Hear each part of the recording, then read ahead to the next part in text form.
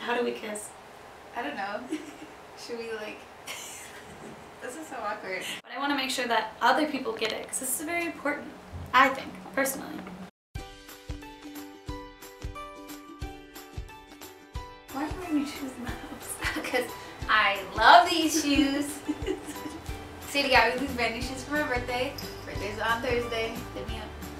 Okay, hi guys, I'm Sadie. And I Cam. A lot of people have asked us why we started doing YouTube, specifically people in our real life, and we kind of wanted to make a video to kind of break it all down. We've mentioned it before, but this is going to be a real in-depth breakdown of it.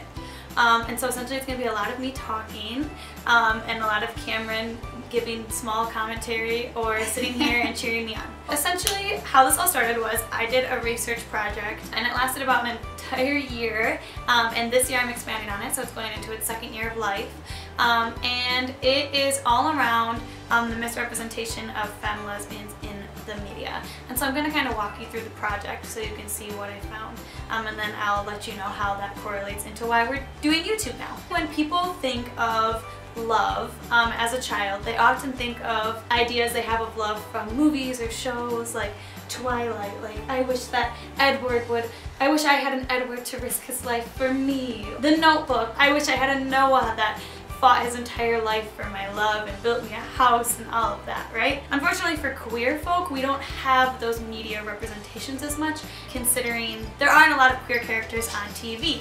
Originally, I was researching how many queer people are on TV, and we found out that there's a lot of queer people on TV and a lot of queer people in movies, and a lot of queer people in books. But then we started to find out that it was a lot of white gay men.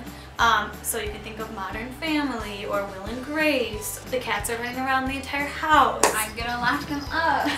Oh, and he's soaking wet because he spilled his entire water jug all over the kitchen.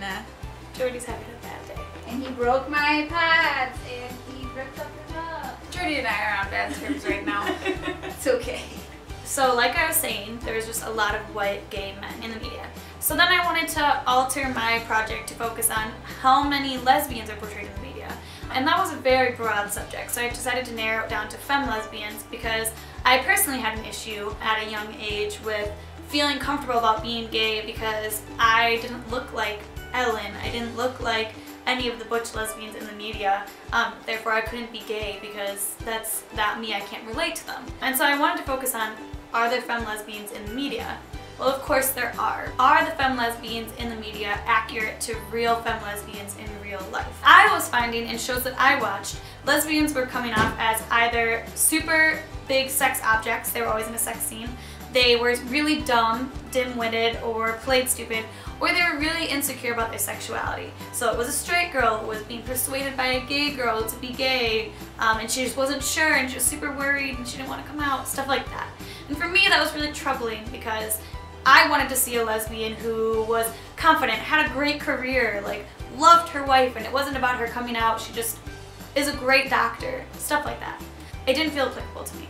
So I decided to conduct this research to see if it was just the shows I was exposed to or if it was all shows with femme lesbians. I compared femme lesbians in the media to femme lesbian YouTube couples to see how femme lesbians are portrayed or misrepresented and why it's happening. In case you don't know, a femme lesbian is a lesbian that appears in a feminine manner. And so a lot of this is like self-identified. A lot of people self-identify as whatever type of lesbian they think they are. So for me, being a femme lesbian is the way that I like to dress very feminine. I like to do my makeup, I like to do my hair, I like to wear a lot of jewelry. But that's also a very gendered idea of what I think femme lesbian is for me. And it's just my personal opinion of how I feel femme lesbian is. And so I use just two types of lesbians in conducting my research of like femme and butch. I did this to simplify it. I know there's chapstick lesbians, organic lesbians, granola lesbians. People identify as a lot of different things. But I used femme lesbian as just feminine lesbians. Would you consider me a femme lesbian? In my research project, I would conduct you as a femme lesbian. But in real life, I think you're more chapstick. But chapstick is more on the side of femme in terms of my research. Androgyny is the line. And then if you have more feminine features in my research, you're conducted as femme or butch. but in real life I don't think that that's exactly how it's divided. It's just for clarity within the project. And so I looked at 6 shows and 4 movies, which were South of Nowhere, The Bold Type, Grey's Anatomy, American Horror Story, Cult, The Fosters, and Glee, and then Blue is Warm as Color, Battle of the Sexes, First Girl I Loved, and Below Her Mouth. The way I chose all of these was I asked people in my life who were queer, what's your favorite queer show, what's your favorite queer movie? If it was recommended twice or more, it got into my short list. And then I looked up at IMDb scorings of those shows and movies, and they had to receive a 5 out of 10 or more on IMDb for me to put it into my research. So it wasn't just personal opinion, it wasn't just what's relevant, it was me asking queer people what their favorite shows and movies were. So then with these, I had 5 of the featured relationships, both partners were femmes, so it's a femme-femme relationship, and 5 of the featured relationships, 1 was aesthetically femme and 1 was aesthetically butch in the relationship. Does that make sense? Femme-femme is a femme lesbian dating a femme lesbian. Femme-butch is a femme lesbian dating a butch lesbian. And so we are a femme-femme couple. And then like a femme-butch couple would be like Skylar and Corinne. And that's us identifying them. However they identify is up to them. But one of them is more masculine and one's more feminine. So that's femme-butch, we're femme-femme. Perfect. So I created this rating scale and I applied it to each show or movie. And so for example, a few things on it was she seen as being satisfied as being single, and that was plus a point. Or was she featured in a sex scene, and that was minus 1 a point. Was she expressively questionable of her own sexuality, was minus 1 a point. Did she have a hobby, was plus 1 a point. Did she maintain a successful career, was plus 1 a point. So they're pretty general questions, but it's just like, is she a human or is she just a sex object? The max amount that they could score was positive 10. The minimal amount they could score was negative 10. Pretty simple. And so I took their scores and I scored YouTube couples. So I looked at Rose and Rosie, Shan and Cam, Lucy and Kaylin, Jenny and Ruth, and Sam and Alyssa. And again, that was asking people who their favorite YouTubers were. A lot of those YouTubers now aren't together anymore, and I understand that it was conducted in a time that these people were together or looking at their videos from when they were together. So then in the end, I compared the scores of the movies in the show and the scores of the YouTubers. So let me talk about what I found now. That was a very long explanation, but now you can kind of understand how I conducted this and that these are real legitimate answers. I broke down what every single character scored. And then I broke down what every femme character scored, what every butch character scored. That's a lot of information that I don't think you guys need, but if you're interested, let me know. I'll send you the research paper. It's 27 pages. For the sake of this YouTube video, I'm just gonna give you averages. So on average, if you're in a lot of sex scenes, you're questioning your sexual identity, you're straight in the beginning of the movie but persuaded to be gay by the end of the movie, you're gonna score under a 0. So to give you kind of an example of how the scoring went, I will just give you the scores of one of the shows that I analyzed. And so Grey's Anatomy was one that I analyzed with 2 femme lesbians who were together within the show. Who were they? Callie Torres and Arizona. One of them scored a 4, one of them scored a 1. The reason that they got positive points is because they had a career, they had a hobby, both of them were relatively normal people. Callie questioned her sexuality at one point, but she seems pretty confident in it in the rest of the show. But then some of the reasons they got negative points was they broke up, there's a lot of sex scenes, one of them plays kind of dumb for part of the show, so it's stuff like that. And so I was doing this because I was worried that lesbians were shown as either being a sex object, being stupid, or being insecure about their sexuality. So that was an example of Grey's Anatomy. So let me tell you the general scores now, the averages. And so an average point for femme characters in shows was -1, so it was below 0. And so they fell pretty hard into stereotypes or sexualization. And maybe you're like, oh, that's not so bad. But the average amount of points for butch characters was 4.5. And so that's a pretty big difference, -1 and 4.5 on a 10-point scale. Because we're seeing butch characters presented as strong and passionate and proud and confident and having great careers. And we're seeing femme lesbian counterparts being portrayed as insecure and kind of dumb and not able to get a job or keep a job or even any facts that make them human, like a hobby. I found that 9 out of 15 femme lesbians fell into stereotypes, which is 60% of them, which is oh, okay, because 40% don't, I guess, except for when you look at butch lesbians, 0% of them scored under 0. 0 butch lesbians fell under a score of 0, where 9 femme lesbians did, and that's only out of 15. I didn't analyze every single show with lesbians to ever exist, which I'm actually expanding my research now, so I'll have more scores and more relevant data. But at this point, I got a good chunk. I watched all those shows that did with you, and it was a lot. All of the TV shows, we watched every episode that the femme lesbians appeared in, and the movies we watched 2 to 3 times, so it was life-consuming, one can say. It was concerning how many movies that we watched were about coming out or the woman leaving her male partner to be with the woman. And then going back, a lot of them. They left their boyfriend for the woman and then went back to their boyfriends in a lot of them. So, statistics. These are more fun to look at. Not really fun. Pretty sad actually, but more interesting than me just throwing numbers at you. So every single lesbian character was featured in a sex scene except for one. The one person who wasn't featured in a sex scene was butch as well. 90% of femme lesbians wore sexy clothing the majority of the time. Is this considered sexy clothing? No. It's something where cleavage is showing, or like a crop top, or a really tight skirt, or a really tight dress, heels. 65% of them wore exaggerated makeup for the majority of the film. So neither of us are getting exaggerated makeup right now. That's essentially like eyeliner, mascara, lipstick type makeup. Catch me on a Thursday night, that would be exaggerated makeup. 70% of them expressed questioning their sexuality during the film or movie.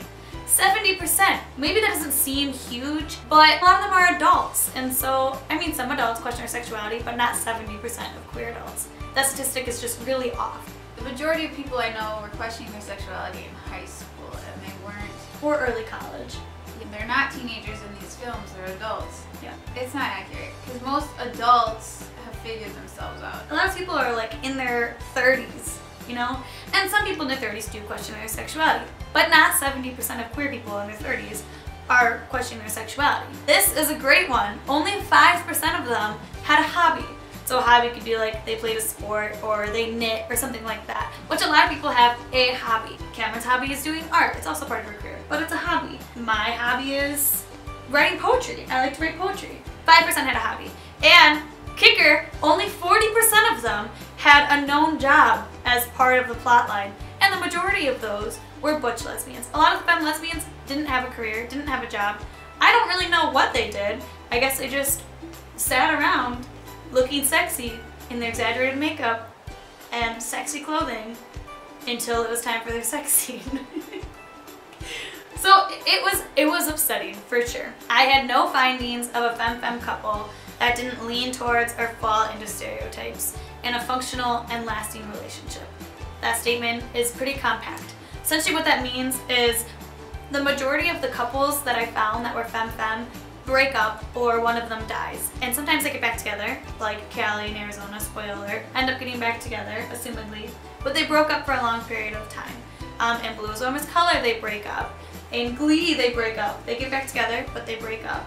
All these spoilers. Sorry, I'm spoiling so much. Spoiler alert! So, what does that say for femme lesbians, especially femme lesbian kids or people who are questioning their sexuality about long-lasting relationships? It doesn't give you a lot of hope that you are going to be able to be in a long and lasting relationship when you don't see anyone in the media who looks like you or acts like you or identifies like you in those relationships.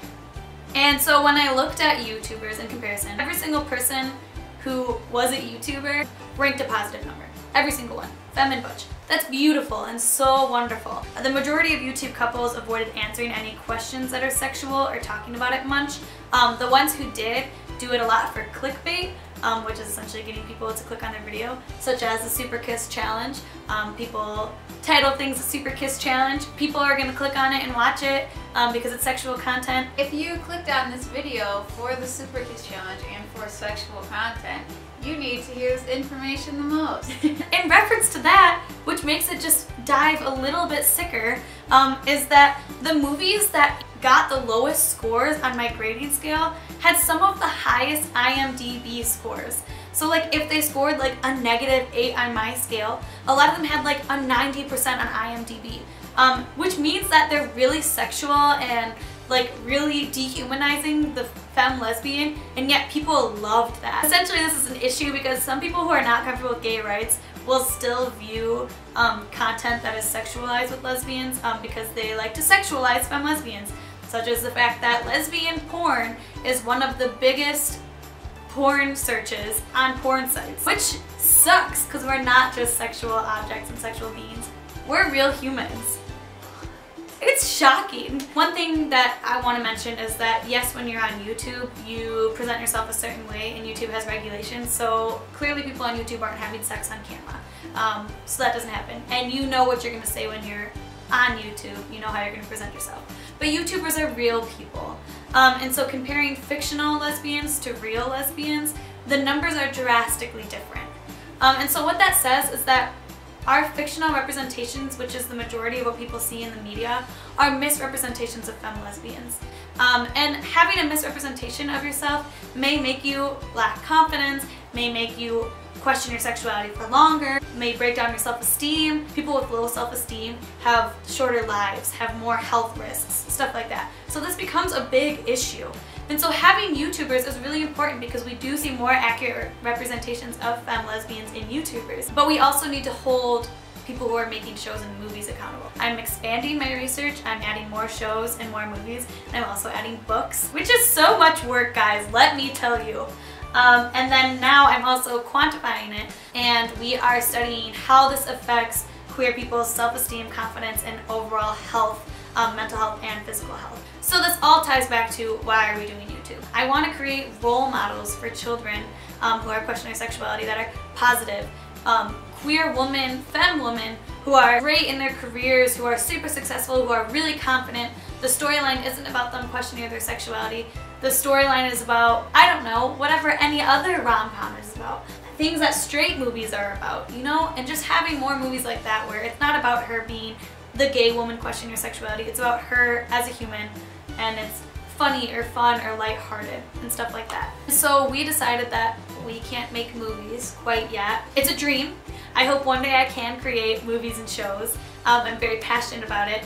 But for now, something that we can do is we can create YouTube content that is accurate representations of a successful femme-femme relationship, so that kids who can't find it in traditional media like TV shows and movies can go to YouTube and can find someone that they can look up to on YouTube. And that's something that we really want to be.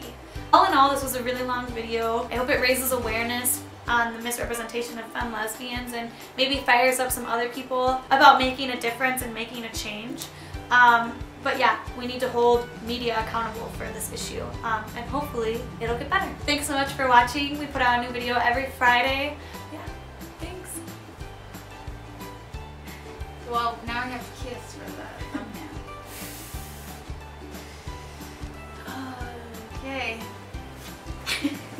Wait, it has to look really intimate. Our parents are gonna be so uncomfortable. I think we got it.